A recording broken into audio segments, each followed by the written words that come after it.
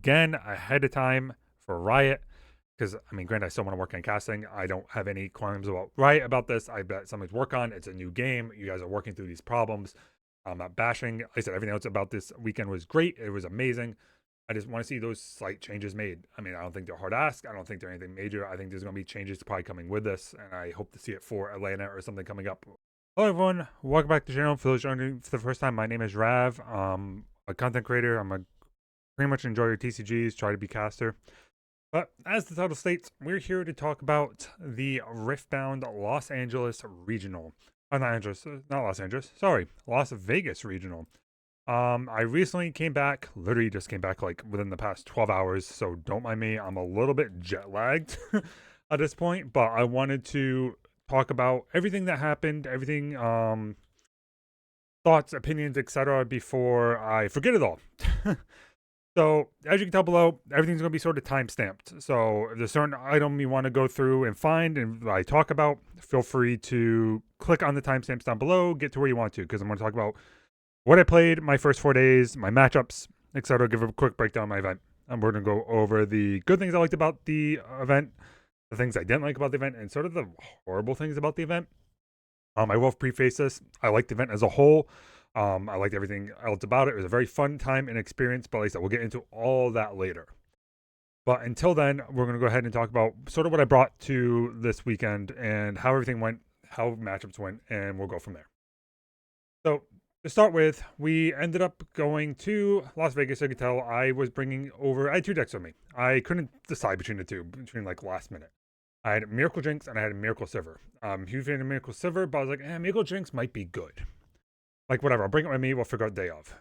So Friday we had what was called the pre-regional. So the pre-regional was sort of an event that you can get wins, get tickets, and that you can go ahead and also get a buy for the next day. I mean, I already had my buy, but at this point I was sort of playing for the tickets at this point, get the reps in, get the warm up, etc. So I decided to bring the Jinx Miracle deck, and it went horribly. I O2 dropped. I was not having a good time with that deck at all. I did side events still. I was maybe like 2-6 in all my games on that deck. Like, I just kept on unit flooding. I couldn't really get anything out I needed to. I couldn't get the order right. I'm like, all right, forget this deck. We're not going to bring it anymore. So, come Saturday, we're playing the Miracle Silver deck. A little bit different from what I ended up playing on Sunday, but just the basic shell. I made some changes. Like, I had a Switcheroo in the main. I had an Edge of Night in the main. I had a one-of Punch First in the main. I had a lot of one-ofs because I'm going to filter through my deck a lot, so I didn't mind having a lot of one-ofs. Otherwise, I don't usually like to bring that many. First round, bye. As I said, we wanted to summer skirmish, so we got a bye in that round 1. Round 2 came along. Round 2, we ended up playing versus a Star Wars developer, Ryan Eccles. Sorry if I mispronounced your name on this one. I'm trying to remember off the top of my head. Like I said, I'm jet lagged. I do apologize ahead of time, but it was a Star Wars Unlimited dev.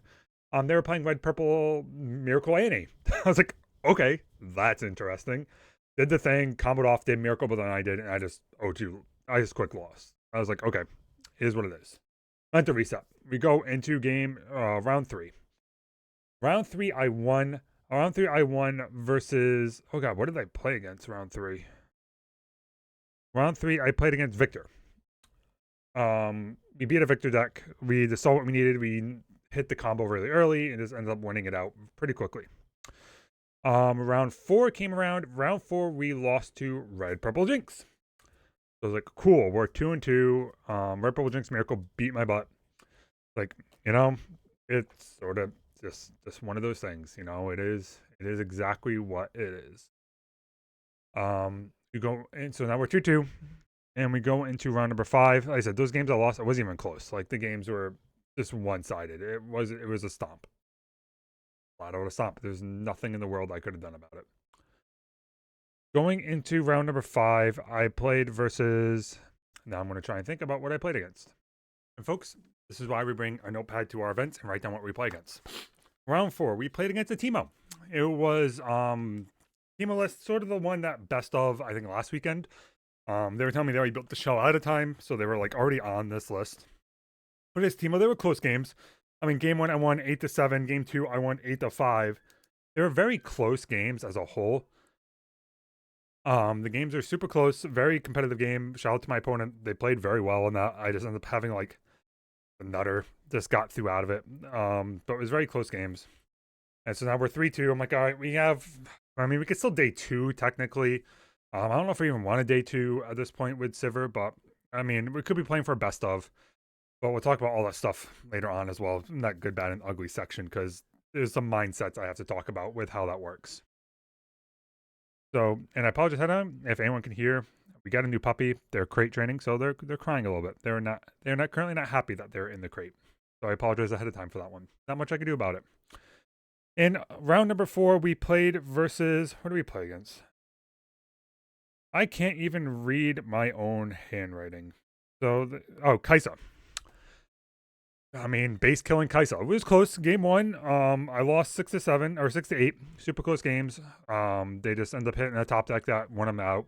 Game 2, I just hit the nutter. I won like 8-5. My opponent couldn't even keep track. Like I just dropped Rosses super early. I had Sivir out super early. I had Unyielding Spirits when I needed them. We just hit the good hand. And then game number 3, it was close. It was 8-7. I messed up some math at the end. Like I was sitting on a battlefield trying to get the hold. I mean, my opponent was already at 7 when I was at 5, so I had to conquer both and hold both. I couldn't let them take over one of them because it would have been hard to fight them off of it later on. So the way it worked is that I ended up having a Rasa and a Nocturne at one battlefield, and I had double Rasa and I think a Sivir at another, or if not a Nocturne. And I hid 2 cards. I hid an Edge Knight in one and a Fight in the other. And thinking back, I should have swapped the way they worked, because if I swapped them the way they worked, I could have got over some big battlefield turns that my opponent had, but I ended up mattering severely and ended up getting knocked out like 3-3 and ended up dropping to do side events. And we grinded side events. I mean, my side events went pretty smoothly.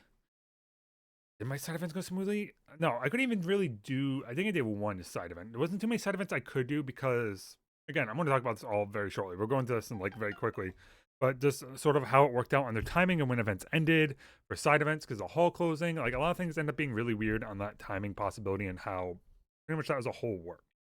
But that being said, that's sort of how my event went. Would I bring Miracle Silver again? Probably not. I mean, there's a lot of Miracle Dravens, and Miracle Draven just did what I was trying to do in Miracle Silver, but better. I mean, granted, it gave me sabotages, it gave me challenges, it gave me a lot of good cards and combat tricks that I ended up liking, or a lot of card and spells I ended up liking as a whole. But it's really not a list that I want to bring.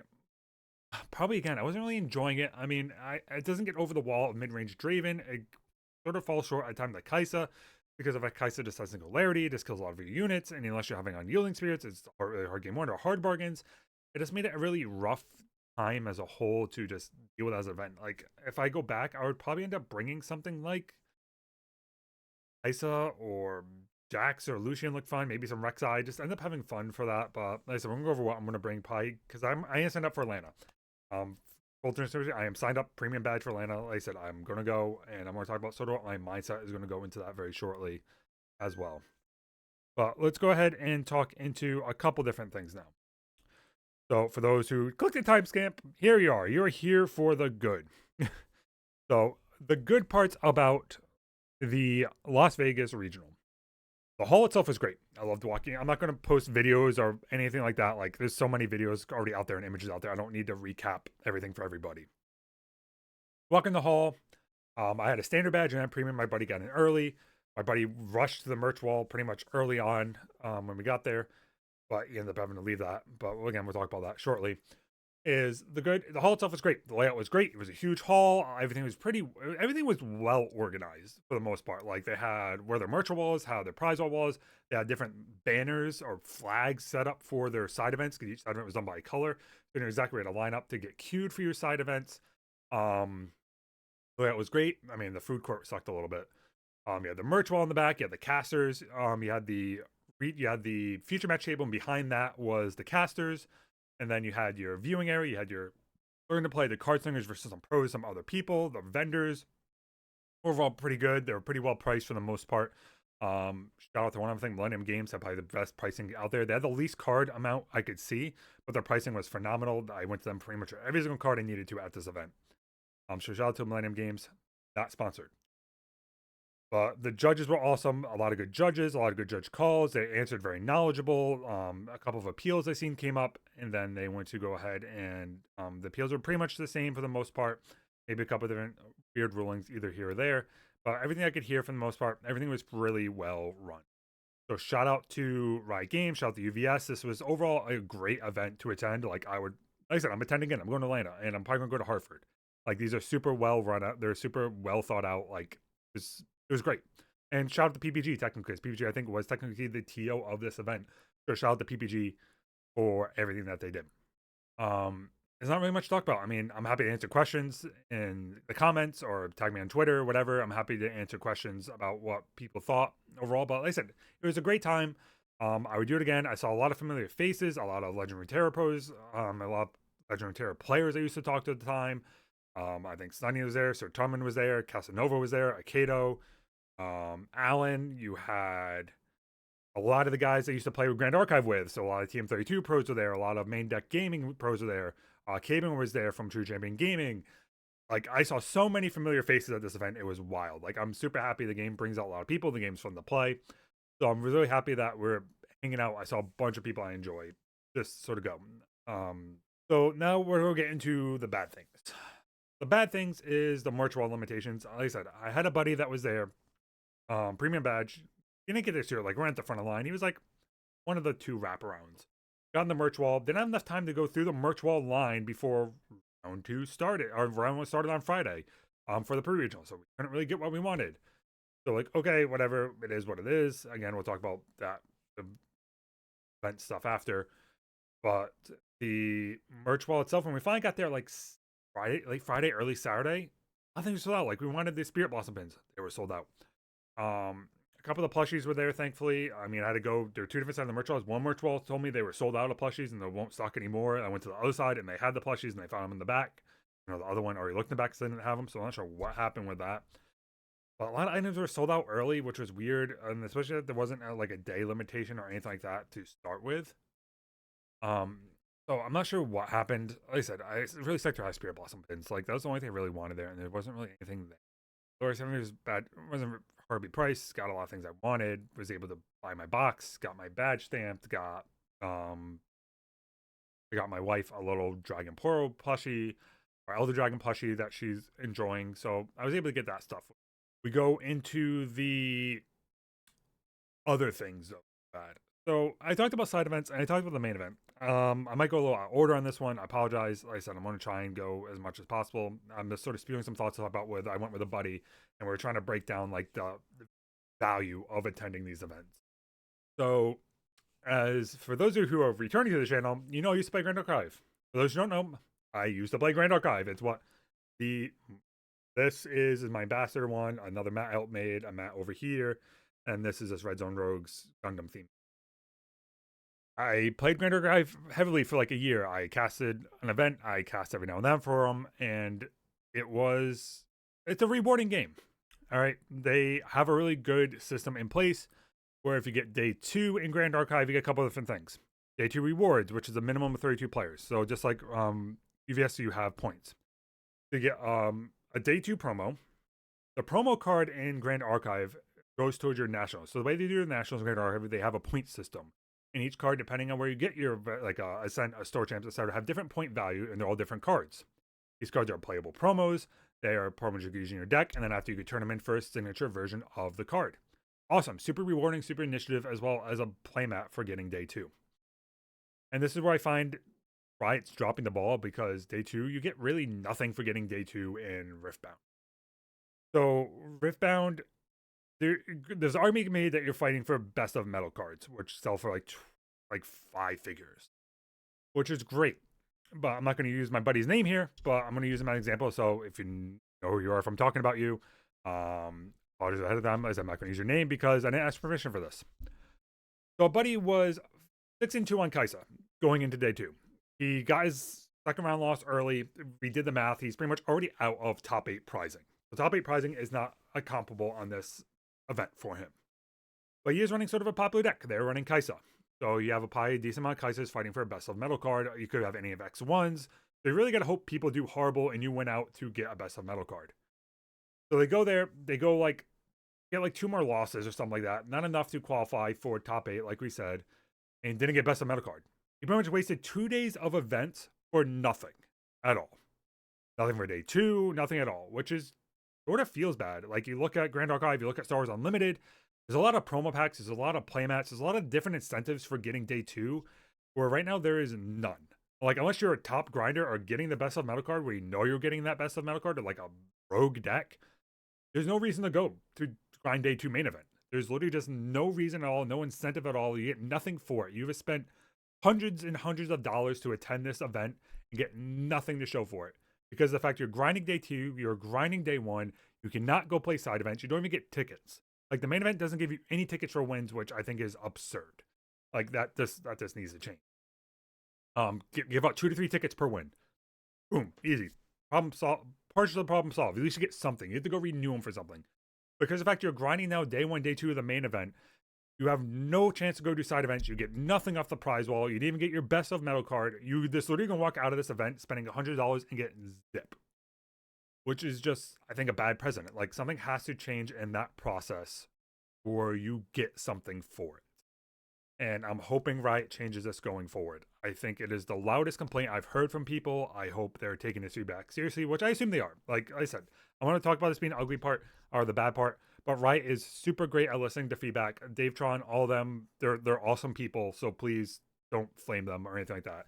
I'm just sort of putting this out there for people to just, experience. People, I talk to a lot of people. People ask me. It's just easier to make a video than explain the same thing to everybody. So yeah, that's how that works. I mean, the same thing with side events. So side events, people are going on Friday to. This is going to go right into the ugly part. So I'm going to move this from the bad to the ugly because this is all going to merge into that portion. So side events as a whole are not horrible. So $15, you get your side event. You had 4 different side event options. You had competitive constructed, which is a best of 3 format.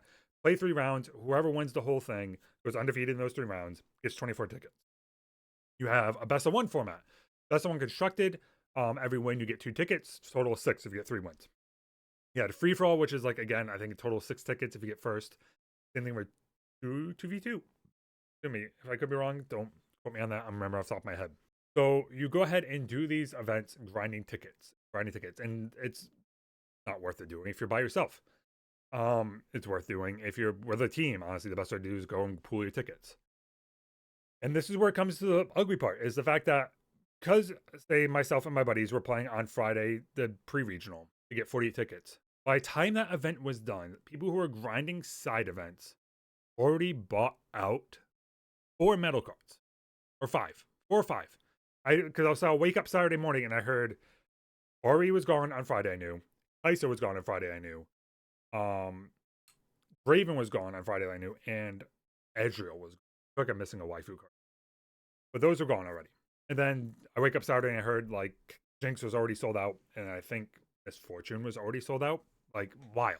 Already sold out day 1. And it wasn't sold out for the day. It was sold out for the whole event. Whole event, they're gone. Because people are just grinding side events and pulling tickets and using the system to get prize roll tickets to redeem and get, like, an absurd amount. So, like, that part was absolutely wild. There was, like I said, this goes back to where I'm talking about, it's unrewarding to do the main event. The main event on its own is not worth doing if you can't get a best of. Like, honestly, Atlanta, I'm debating dropping from the main event and just grinding side events. Like, the EV is so insanely there. Like, Friday, people alone were paying $40 to $50 for prize roll tickets. You need 40 to redeem for a metal card. You can walk out of there with thousands of dollars if you're just grinding side events to get prize wall tickets to trade to people. Like I said, $40 a ticket, you go win some form of tickets on Friday for paying $15. You are up money already to go sell those tickets. Like, it's not even worth getting the metal cards to sell the tickets. You're going to be up so much money, and I saw people grinding and pooling so much money to get these metal cards. Like, I see people walk with 6 to 8 metal cards and thousands of dollars in value. And it's a system that has to change. Like, I've never seen a TCG have such an insane side event pooling where that's how much value it's worth to make it.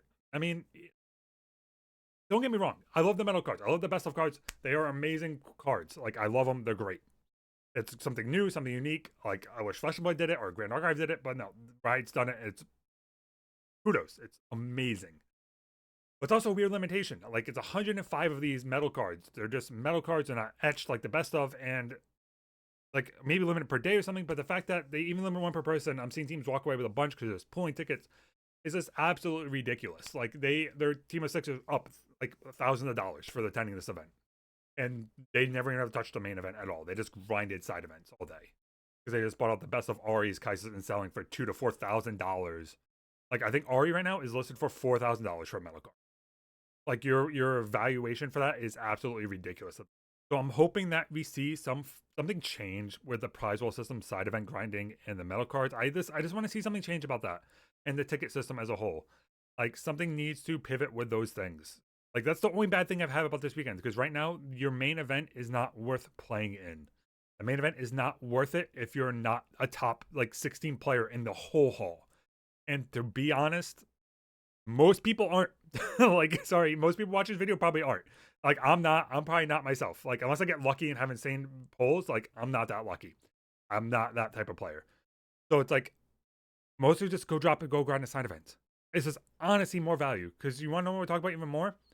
The Super Saturday, if you won that Super Saturday with 428 tickets, and if you went ahead and sold, like low end on Saturday, I think I was seeing tickets sell for like $20 a pop. Not 20, like $30 a pop. So you won 428 tickets if you won that Super Saturday. If you sell all 420 tickets for $30 a pop, you came out of that event with $12,000 in your pocket.